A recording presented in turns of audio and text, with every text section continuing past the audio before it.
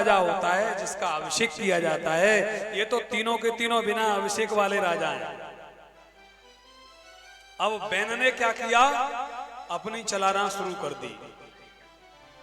न दातव्यम न होतव्यम न इष्टव्यम न करचित। क्या कर रहे हो तुम? ना तो हवन करो, न दान करो, न पूजन करो, न यज्ञ करो। कौन है नारायण? किसी ने देखा है? कौन है देवराज इंद्र? किसी ने देखा है? कौन है वरुण? कौन है यम? कौन है अग्नि? कौन है कुबेर? देखा है किसी ने? अरे तुम सबका स्वामी तो मैं बैठा हूं सामने, जो संकट आने पर तुम्हारी रक्षा करता हूं।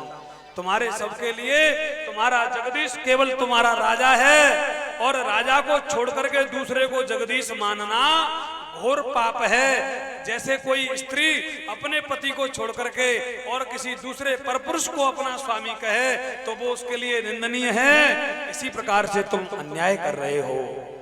प्रजाजन बड़े दुखित हो गए, बोले महाराज ना तो हवन कर पा रहे हैं, ना यज्ञ कर पा रहे हैं, ना दान कर पा रहे हैं। ऋषियों को बोला, ऋषियों ने जाकर के बैन को समझाने का प्रयत्न किया, लेकिन कोई बदलाव नहीं आया।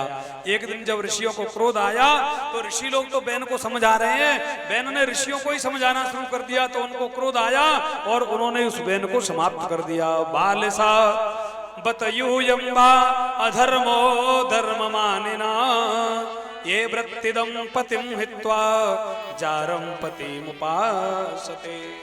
अरे ऋषियों मुनियों, तुम अधर्म का पालन कर रहे हो, तुम्हारी मति सही काम नहीं कर रही है। अरे तुम जो है वो अपने स्वयं ईश्वर को छोड़ करके और किसी दूसरे ईश्वर का नाम ले रहे हो। ऋषियों को क्रोध आ गया, भस्म कर दिया उसको। अब तो चारों ओर एक सिद्धांत और था प्राचीन काल में, जैसे किसी राजा का प्राणांत हो जाता था तो जब तक दूसरे राजा का अभिषेक नहीं हो जाता था तब तक वो बात किसी को बताई नहीं जाती थी कि महाराज चले गए हैं। क्यों? क्योंकि अराजकता फैलने में समय नहीं लगता। अगर किसी राजा की मृत्यु हुई है घर में तो पहले उस दूसरे राजा का राज्याभिषेक होगा, तब उसके मृत्यु के समाचार को प्रजा में प्रवाहित किया जाएगा। अब तो बैन तो मारा गया, चारों ओर पता लग गया। अच्छा, एक बात भागवतकार ने यहां बड़ी अच्छी लिखी है, राजा बैन के शासन में उद्दंडता बिल्कुल समाप्त हो गई। क्यों? क्योंकि वो तो स्वयं ही दारू का ठेकेदार था, स्वयं जुआबाज था, स्वयं कुकर्म करने वाला था।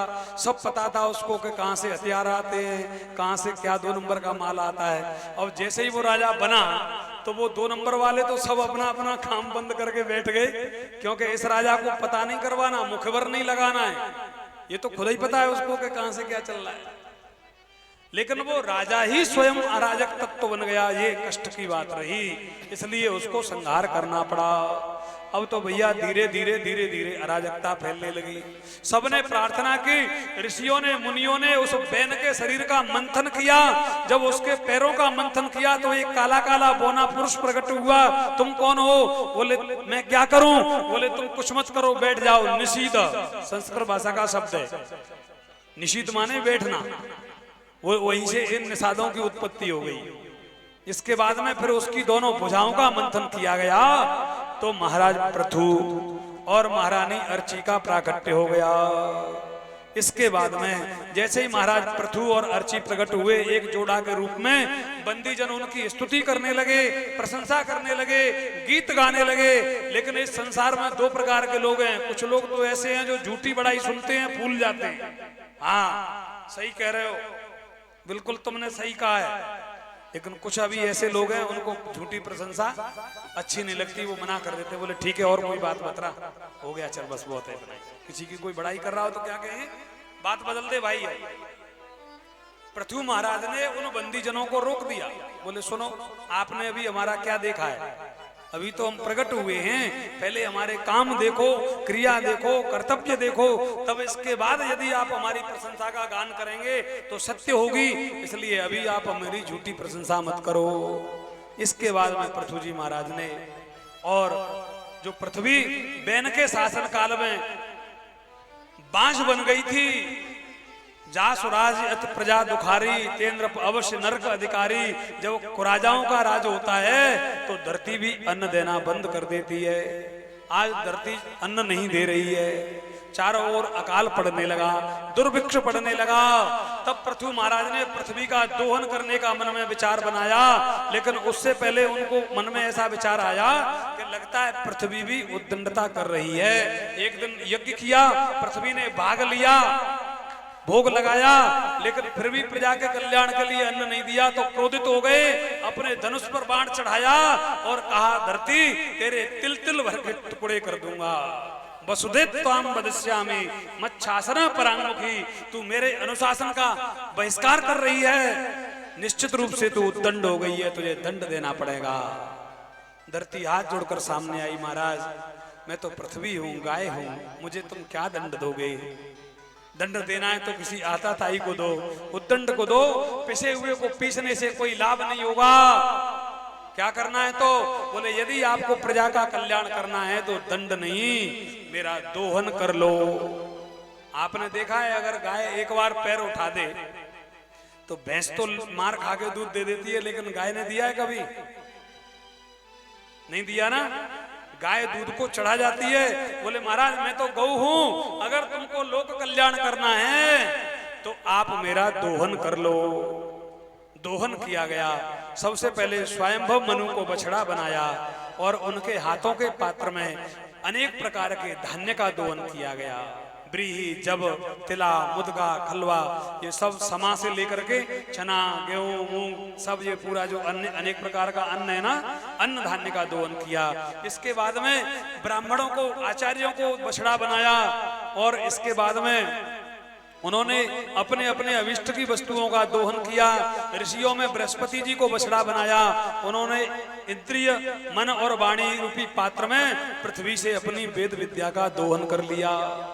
वेद विद्या का नाम क्या है? श्रुति और स्मृति।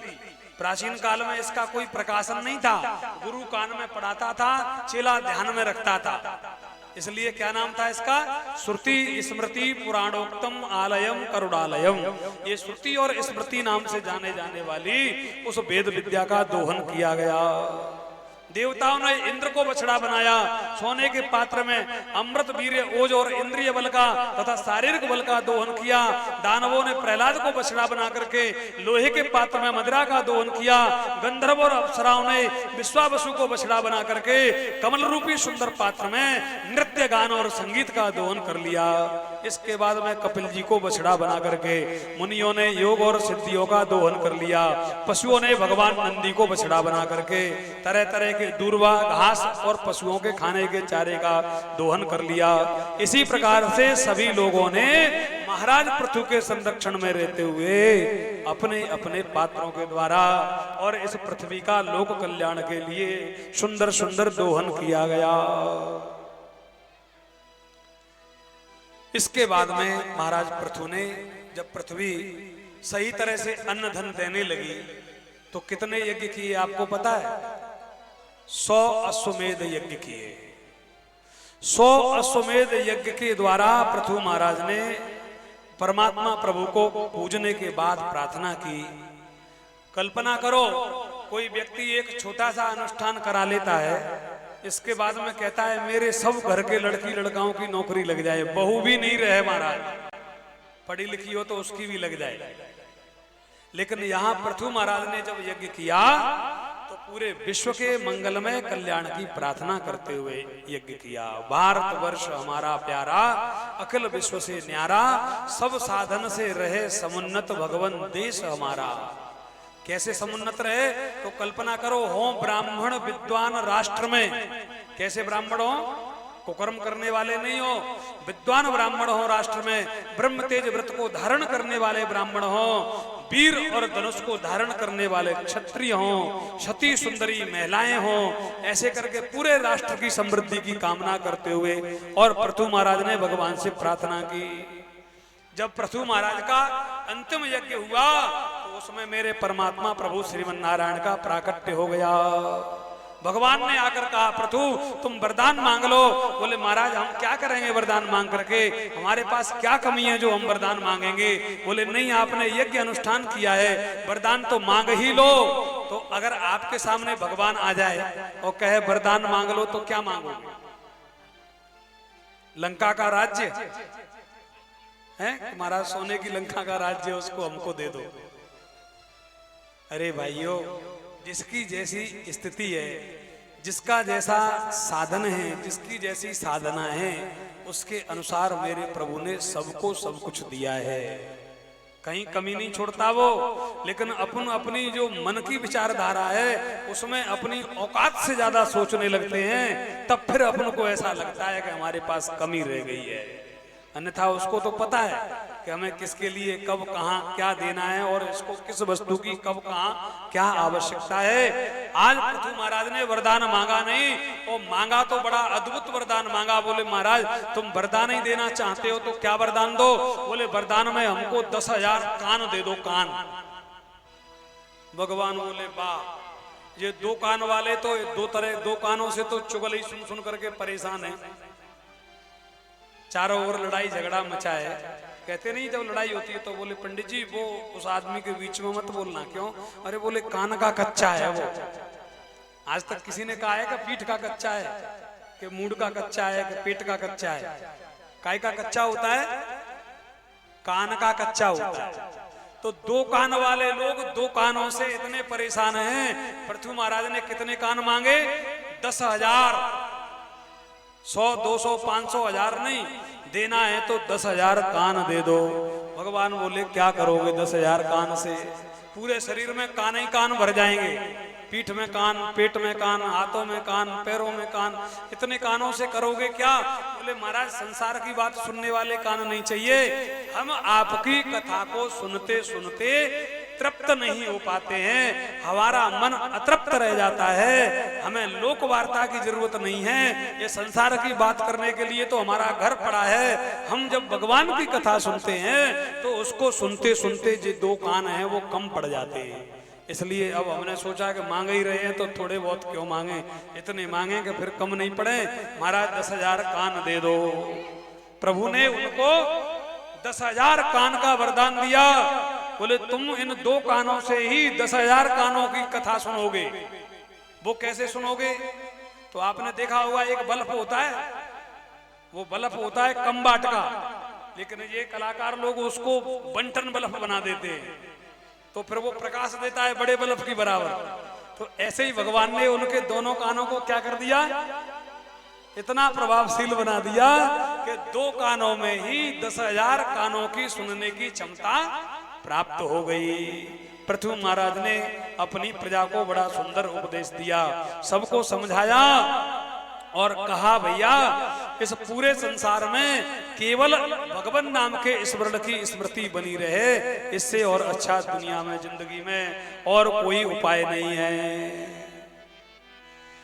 संसार का संसारी जीव संसार में रहते हुए भगवत तत्व का स्मरण नहीं कर सकता, ना भगवान के समीप जा सकता है, लेकिन वहां पहुंचने का भी उन्होंने साधन बता दिया। कर से कर्म करो विधि नाना, कर से कर्म करो विधि नाना, मन राखो जा कृपा निधाना, मन राखो जा कृपा निधाना। काम घर का करो, सब घर परिवार वालों का लालन पालन करो, लेकिन मन को परमात्मा प्रभु के कार्य में लगा दो। इस संसार में ईश्वर का काम करना, कर्तव्य करना यहाँ भक्ति के नाम से जाना जाता है, और परोपकार की भावना से जो व्यक्ति दूसरों का हित करते हैं वो हमारे यहाँ संस्कृति के नाम से जाना जाता है। और जो बिल्कुल किसी प्रकार का काम करता ही नहीं है, अजगर करे न चाकरी, पंछी करे न काम, और दास मलुका कह गए सबके दाता राम, उसको किसी प्रकार का काम करना ही नहीं है, उस स्थिति का नाम हमारे यहाँ विरक्ति कहा गया है। वो वैराग्य लेकर के निकल पड़ता है। इसलिए पृथु महाराज कहते हैं, हे प्रजावासियों, उठो धर्म की सेवा करने, मन में मनन उमंग भरो, अखिल विश्व कल्याण महाशिव के पूजन में रंग भरो, हिंसा को ललकारो मारो, तोड़ो फोड़ो तर्जो वर्जो, उसके सभी साथियों को भी अपनी रोष दृष्टि से समझो। यदि तुमने सत्य को समारा, किसकी जरूरत है? अगरबत्ती के पुड़ा की, पीले वाले चंदन की, मोटी माला की, राधे राधे के दुपट्टा की जरूरत नहीं है। अपने अंतःकरण के सत्य को संभालने की जरूरत है। यदि तुमने सत्य को संभाला तो कौन तुम्हारा क्या कर लेगा। प्रबल युद्ध के, धर्म युद्ध के प्रबल पंथ में शत्रु देखकर ही मर लेगा। धर्म युद्ध स्वर्ग का द्वार है, अपने पथ में रंग भरो, उठो धर्म की सेवा करने, मन में मनन उमंग भरो, अखिल विश्व कल्याण महाशिव के पूजन में रंग भरो। इस प्रकार से धर्म की सेवा करने का श्रेष्ठ उपदेश देते हुए पृथु महाराज ने अपनी प्रजा को समझाया। इसके बाद में सुखदेव स्वामी कहते हैं, राजन परीक्षित, प्रचेताओं की कथा का वर्णन किया और प्रचेताओं की कथा में रुद्र गीत का उल्लेख करते हुए, वर्णन करते करते इस संसार की असारता का निरूपण करते हुए पवित्र पावन पुरंजनपुरी की व्याख्या पर पहुंच गए। आप लोग जो कथा सुन रहे हैं, आपने कभी सुना होगा एक पुरंजनपुरी है। क्या नाम है? पुरंजनपुरी। कहां पर है वो?